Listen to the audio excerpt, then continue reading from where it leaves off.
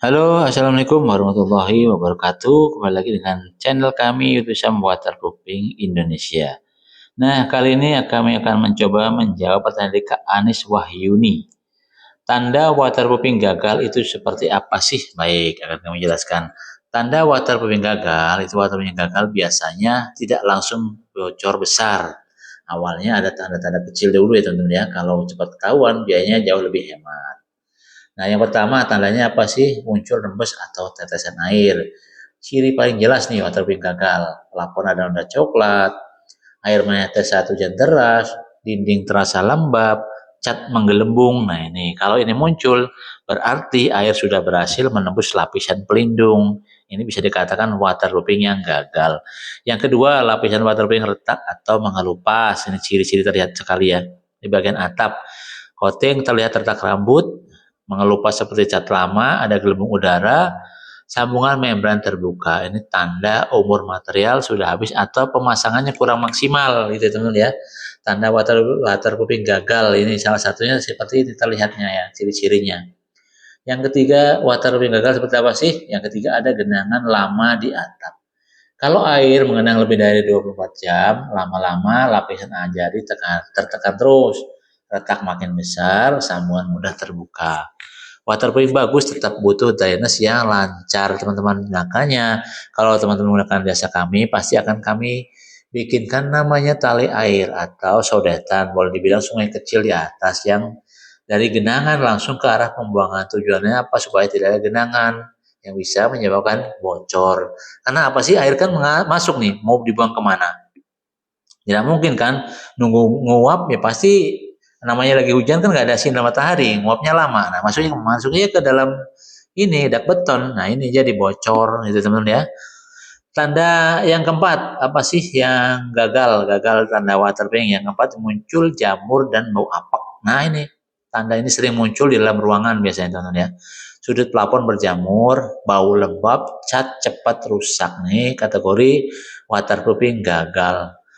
Artinya air sudah masuk tapi belum sampai menetes. Yang kelima, cirinya apa aja? Umur waterproofing sudah lewat masa pakai. Ini rata-rata coating sampai 3 sampai 5 tahun, membran sampai 8 sampai 10 tahun.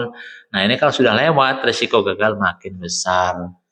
Jadi kesimpulannya apa? Waterproofing gagal biasanya ditandai oleh pertama noda air, kedua retak dan kelupas, yang ketiga gelembung, yang keempat genangan lama, yang kelima jamur dan lembab.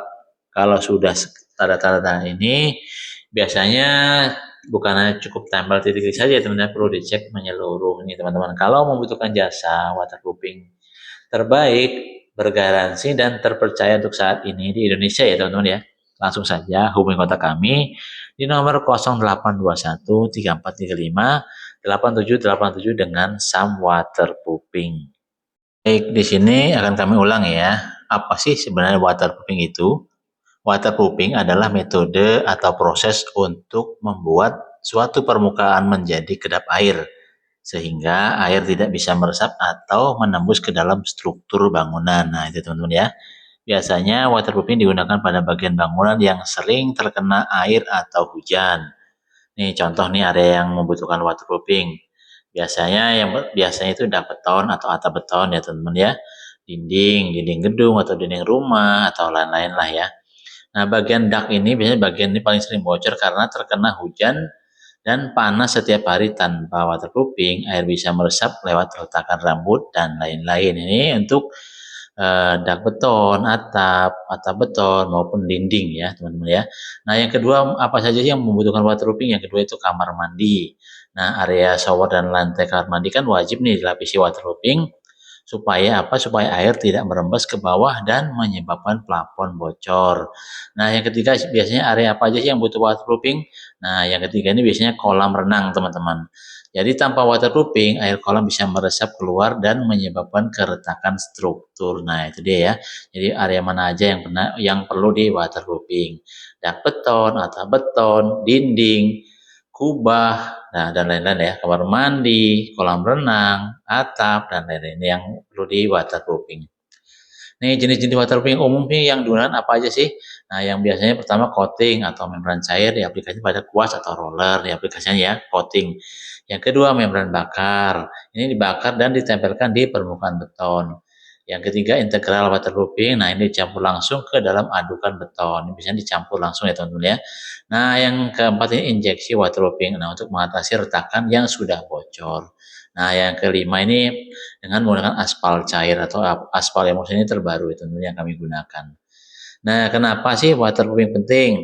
Nah, yang pertama pasti untuk mencegah kebocoran, yang kedua melindungi struktur bangunan, yang ketiga menghindari jamur dan lembab, yang keempat menghemat biaya perbaikan jangka panjang. Itu teman ya. Kalau dijelaskan sederhana begini, waterproofing itu seperti jas hujan untuk bangunan, itu melindungi supaya tidak bocor. Nah, itu ya teman-teman ya. Untuk info lengkap, teman-teman bisa langsung menghubungi kontak kami di nomor 0821 34358787 untuk tanya-tanya mengenai jasa waterproofing, harga jasanya, dan lain-lain. Oke teman-teman ya, terima kasih. Sampai jumpa di video-video kami berikutnya. Wassalamualaikum warahmatullahi wabarakatuh.